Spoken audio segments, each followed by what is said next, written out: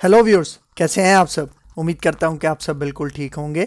तो जिस तरह से आपको पता है, हमने यहाँ पे ब्लेज़र .NET की लेक्चर सीरीज स्टार्ट कर ली थी और प्रीवियस लेक्चर के अंदर हमने ब्लेज़र का इंट्रोडक्शन देखा था और उसके बाद ब्लेज़र के लिए हम विजुअल स्टूडियो को किस तरह से सेटअप करते हैं, इंस्टॉल डाउनलोड करते हैं, ये सारी चीज़ें हमने देखी थी। तो आज के इस लेक्चर के अंदर हम अपनी पहली ब्लेज़र ऐप क्रिएट करेंगे विजुअल स्टूडियो को यूज़ करके। मतलब आपकी जो पहली ब्लेज़र ऐप है वो आप किस तरह से विजुअल स्टूडियो के अंदर क्रिएट करते हो, इस चीज़ को हम आज के इस लेक्चर में देखेंगे।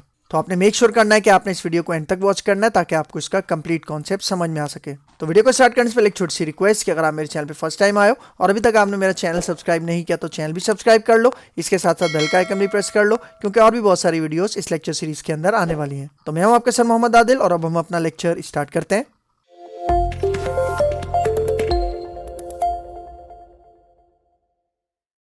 तो भाई देखो, how to create first Blazor app in Visual Studio. Previous lecture के अंदर हमने अपना विजुअल स्टूडियो डाउनलोड और इंस्टॉल करना देखा था और कौन कौन सी चीज़ें हमें ब्लेज़र ऐप के लिए रिक्वायर्ड होंगी विजुअल स्टूडियो के अंदर, वो भी हमने प्रीवियस लेक्चर में देखा था। तो मैं रिकमेंड करूँगा कि अगर आपने हमारा प्रीवियस लेक्चर नहीं देखा तो वो लाजमी देख लो, उसके बाद इस लेक्चर के ऊपर आओ।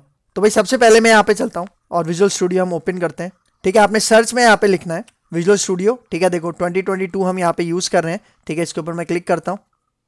ठीक है, देखो ये हमारी विजुअल स्टूडियो 2022 की स्क्रीन आ चुकी है। यहाँ पे आपको एक ऑप्शन नजर आ रहा होगा क्रिएट अ न्यू प्रोजेक्ट, इसके ऊपर आपने क्लिक करना है। ठीक है, और उसके बाद यहाँ पे देखो आपको ब्लेज़र से रिलेटेड यहाँ पे कुछ ऐप्स यहाँ पे नजर आ रही हैं। ठीक है, अगर आपको ये ब्लेज़र वेब ऐप नजर ना आए तो आप यहाँ पे सर्च कर सकते हो ब्लेज़र। ठीक है, जैसे ही आप यहाँ पे ब्लेज़र सर्च करोगे, ठीक है, तो ब्लेज़र से रिलेटेड हमारे पास जितनी भी टेम्पलेट्स हैं वो यहाँ पे आ जाएंगी। ठीक है, देखो जैसे मैंने ब्लेज़र लिखा तो देखो ब्लेज़र से रिलेटेड जितनी भी हमारे पास इसके पास वो है ना टेम्पलेट्स, ठीक है, वो सारी यहाँ पे आपको डिस्प्ले हो रही है। ठीक है, ठीक है भाई, देखो जब ब्लेज़र हमारे पास लॉन्च हुआ था शुरू में तो हमारे पास यहाँ पे बहुत सारी टेम्पलेट्स आती थी। ठीक है, लेकिन .NET 8 और उसके बाद विजुअल स्टूडियो ने और ये जो ब्लेज़र है उसने यहाँ पे बताया है कि हमारे पास सिर्फ दो टाइप के हमारे पास टेम्पलेट्स अवेलेबल हैं। ठीक है, एक है ब्लेज़र वेब ऐप और दूसरा है ब्लेज़र वेब असेंबली।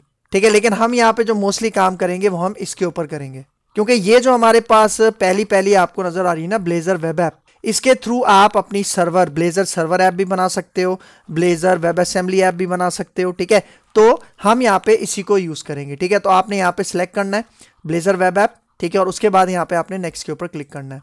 ठीक है, उसके बाद आपने यहाँ पे नाम रखना है। ठीक है, मैं यहाँ पे इसका नाम रख देता हूँ माई फर्स्ट ब्लेज़र ऐप। ठीक है, माई फर्स्ट ब्लेज़र ऐप मैंने अपने इस प्रोजेक्ट का नाम रख लिया और ये देखो ये प्रोजेक्ट कहाँ पे जाके स्टोर होगा, इसकी लोकेशन आप देख सकते हो। सी ड्राइव में यूज़र्स और यूज़र के अंदर मेरा ये जो यूज़र है, ठीक है, इसका नाम है डिजिटेक, फिर सोर्स और फिर रिपोज का फोल्डर के अंदर ये प्रोजेक्ट क्रिएट होगा। ठीक है, तो यहाँ पे अब मैं नेक्स्ट करता हूँ।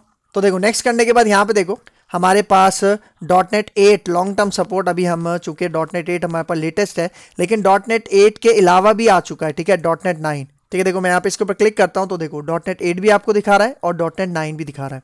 तो हम यहाँ पे .NET 8 के ऊपर काम करेंगे क्योंकि ये लॉन्ग टर्म सपोर्ट है, मतलब इसका LTS वर्जन है। और फिर यहाँ पे देखो कॉन्फ़िगर फॉर HTTPS के ऊपर चेक लगा हुआ है, इसको आपने ऐसे ही रहने देना है। और फिर यहाँ पे देखो मैं इसके ऊपर क्लिक करता हूँ तो ये देखो फिर यहाँ पे देखो आपको एक ऑप्शन नजर आ रहा है इंटरैक्टिव रेंडर मोड। ठीक है, जिसके अंदर यहाँ पे देखो ये ड्रॉप डाउन है, मैं इसके ऊपर क्लिक करता हूँ तो ये देखो यहाँ पे नन है, सर्वर है, वेब असेंबली है और ऑटो है। मतलब सर्वर और वेब असेंबली यहाँ पे ऑटो सिलेक्ट हो जाएगा। ठीक है, लेकिन हमें यहाँ पे या तो हम सर्वर पे काम करेंगे, ब्लेज़र सर्वर ऐप क्रिएट करेंगे, या ब्लेज़र वेब असेंबली ऐप हम क्रिएट करेंगे। ठीक है, तो सबसे पहले मैं यहाँ पे सर्वर को सिलेक्ट कर रहा हूँ। ठीक है, मतलब मैं ब्लेज़र सर्वर ऐप यहाँ पे क्रिएट कर रहा हूँ, लेकिन आने वाले लेक्चर्स के अंदर हम यहाँ पे ये वाला इंटरैक्टिव मोड भी कवर करेंगे जो कि है वेब असेंबली। बाकी सर्वर और वेब असेंबली मतलब ब्लेज़र सर्वर और ब्लेज़र वेब असेंबली में डिफरेंस क्या है, ये जब हमने इंट्रोडक्शन देखा था वहाँ पे ये सारी थियरी हमने डिस्कस की थी। ठीक है, तो अब यहाँ पे देखो मैं ब्लेज़र सर्वर सेलेक्ट करता हूँ और उसके बाद यहाँ पे आके मैं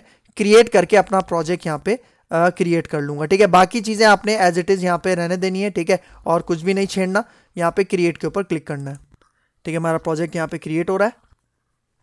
ठीक है, तो यहाँ पे देखो ये हमारा इसने प्रोजेक्ट क्रिएट करके दे दिया है जिसका नाम क्या था, माई फर्स्ट ब्लेज़र ऐप। देखो राइट साइड पे सॉल्यूशन एक्सप्लोरर के अंदर आपको यहाँ पे नज़र आ रहा होगा माई फर्स्ट ब्लेज़र ऐप नज़र आ रहा है और इसके अंदर आपको ये सारा डायरेक्टरी स्ट्रक्चर जो फोल्डर स्ट्रक्चर होता है एक प्रोजेक्ट का वो यहाँ पे आपको नज़र आ रहा है। लेकिन यहाँ पे देखो टॉप पे आपको एक मैसेज शो करवा रहा है, देखो क्या कह रहा है, visual studio 2026 is available now. मतलब हम यहाँ पे जो विजुअल स्टूडियो यूज़ कर रहे हैं वो 2022 है, लेकिन यहाँ पे कह रहा है कि 2026 भी आ चुका है। लेकिन भाई देखो 2025 के अंदर हम इस वक्त मौजूद हैं, लेकिन यहाँ पे ये कह रहा है कि 2026 आप इंस्टॉल कर लो। भाई 2026 बहुत ज़्यादा लेटेस्ट हो जाएगा, ठीक है, लेकिन मैं आपको यही रिकमेंड करूंगा कि अभी आप 2026 इंस्टॉल ना करो, अभी आप 2022 पे ही काम करो। जब हमारे पास ये 2026 जब ये प्रॉपर तरीके से मतलब लॉन्च हो जाएगा, जब इसके अंदर कोई बग्स वगैरह कोई और अपडेट्स वगैरह नहीं होंगी, तब जाके आप इसको यूज़ करना। तो 2022 काफ़ी टाइम से यूज़ हो रहा है, ठीक है, काफ़ी टाइम से लोग इसको यूज़ कर रहे हैं, तो मेरी नज़र में यही रिकमेंडेड है, ठीक है। तो ये जो मैसेज आ रहा है इसको मैं यहाँ से डिस्कार्ड कर देता हूँ। तो भाई देखो अब सबसे पहले मैं यहाँ पे क्या करता हूँ, अपने प्रोजेक्ट को डायरेक्ट रन करता हूँ, ठीक है। ये जो डायरेक्टरी स्ट्रक्चर है इसको मैं नेक्स्ट लेक्चर के अंदर समझाऊंगा, लेकिन सबसे पहले मैं यहाँ पे क्या करता हूँ, अपने इस प्रोजेक्ट को रन करता हूँ, ठीक है। लेकिन भाई देखो जब आप फर्स्ट टाइम विजुअल स्टूडियो को इंस्टॉल करने के बाद फर्स्ट टाइम जब आप ब्लेजर ऐप बनाओगे और उसको रन करोगे तो आपके पास कुछ पॉपअप्स आएंगे, ठीक है। देखो मैं यहाँ पे आके इसको रन करता हूँ, ठीक है। देखो मैंने रन पे क्लिक किया और नीचे देखो आउटपुट विंडो में यहाँ पे ये स्टार्ट हो रहा है, देखो बिल्ड सक्सीडेड, रेडी हो गया, अब ब्राउजर ओपन हो जाएगा। तो ये देखो बाय डिफॉल्ट मेरे पास एज ब्राउजर ओपन हुआ है और इसके अंदर ये वाली ऐप जो है, ये जो मैंने अभी बनाई है माय फर्स्ट ब्लेजर ऐप, ये ओपन हो चुकी है। लेकिन भाई देखो मैंने तो बताया था कि कुछ पॉपअप्स आएंगे, उसके बाद हमारा ये प्रोजेक्ट रन होगा। क्योंकि मैं ये फर्स्ट ऐप पहले से बना चुका हूँ, क्योंकि मैं ऑलरेडी विजुअल स्टूडियो को यूज़ करके अपनी फर्स्ट ब्लेजर ऐप क्रिएट कर चुका हूँ, इसलिए मेरे पास वो पॉपअप्स नहीं आए। तो उन पॉपअप्स की स्क्रीनशॉट मेरे पास है, वो मैं आपको दिखा देता हूँ, ठीक है। ये देखो सबसे पहले कुछ इस तरह का पॉपअप आता है आपके पास, जिसके अंदर यहाँ पे कह रहा है this project is configured to use SSL, ठीक है। और यहाँ पे कह रहा है would you like to trust the ASP.NET core SSL certificate, तो आपने यहाँ पे येस करना है, ठीक है। पहला तो ये पॉपअप आता है, उसके बाद देखो नेक्स्ट आपके पास ये पॉपअप आता है, you are about to install a certificate from a certification authority CA claiming to represent, ठीक है। ये सारी चीज़ें आप पढ़ सकते हो। और एंड में देखो कह रहा है do you want to install this certificate, तो आपने यहाँ पे येस के बटन के ऊपर क्लिक करना है, ठीक है। उसके बाद दोबारा से ये एक और पॉपअप आता है, ठीक है, would you like to trust the IS express SSL certificate, इसके ऊपर भी आपने येस करना है, ठीक है। तो जब आप इस तरह के पॉपअप्स को हैंडल कर लोगे, उसके बाद जो आपकी एप्लीकेशन जो आपने रन की थी वो आपके ब्राउजर पे इस तरह से रन हो जाएगी, ठीक है। सही, तो देखो यहाँ पे आपको नजर आ रहा है लोकल होस्ट, क्योंकि हमारे पास ये सर्वर पे इस वक्त रन हो रही है, उसका देखो लोकल होस्ट आ रहा है आपके पास, ठीक है, जो डोमेन है। और फिर यहाँ पे देखो उसका पोर्ट नंबर भी आ रहा है, देख रहे हो। और यहाँ पे देखो आपको एक हेलो वर्ल्ड का मैसेज यहाँ पे देखने को मिल रहा है, ठीक है। एक नैव बार देखने को मिल रही है, जिसमें देखो राइट साइड पे आपको अबाउट का एक लिंक नजर आ रहा है, और लेफ्ट साइड में भी देखो आपको कुछ नेविगेशन लिंक्स यहाँ पे नजर आ रही होंगी, ठीक है। देखो एक तो होम है जिसमें हेलो वर्ल्ड लिखा है, उसके बाद देखो काउंटर है, ठीक है। इसके ऊपर आप क्लिक करोगे तो देखो एक फंक्शनैलिटी दी हुई है, उसके अंदर एक बटन है, जब आप इस बटन के ऊपर क्लिक करते जाओगे तो इसका ये जो काउंटर है ये इंक्रीज होता जाएगा, ठीक है।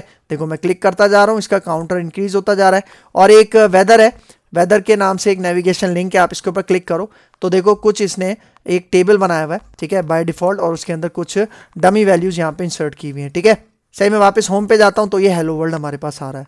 तो भाई इसके अंदर मैं एक चीज़ बताना चाह रहा हूँ कि ये हेलो वर्ल्ड आपके पास आ कहाँ से रहा है, ठीक है। देखो मैं इसको मिनिमाइज करता हूँ, ठीक है, और यहाँ पे आके बल्कि पहले मैं इसको स्टॉप कर लेता हूँ, इसको मैं दोबारा रन करके दिखाऊंगा, ठीक है। देखो आपको ये डायरेक्टरी स्ट्रक्चर नजर आ रहा है, ठीक है। इसको मैं नेक्स्ट लेक्चर के अंदर एक एक फाइल को एक एक फोल्डर को एक्सप्लेन करता हूँ, ठीक है। लेकिन आप यहाँ पे देखो अभी आप जाओ कंपोनेंट्स में, ठीक है, और इसके अंदर आपको यहाँ पे नजर आएगा पेजेस का फोल्डर, और इसके अंदर यहाँ पे देखो आपको नजर आएगा home.razor, ठीक है। आपने इसके ऊपर क्लिक करना है तो ये देखो वो जो डेटा आपको शो हो रहा था वो बेसिकली यहाँ से आ रहा था।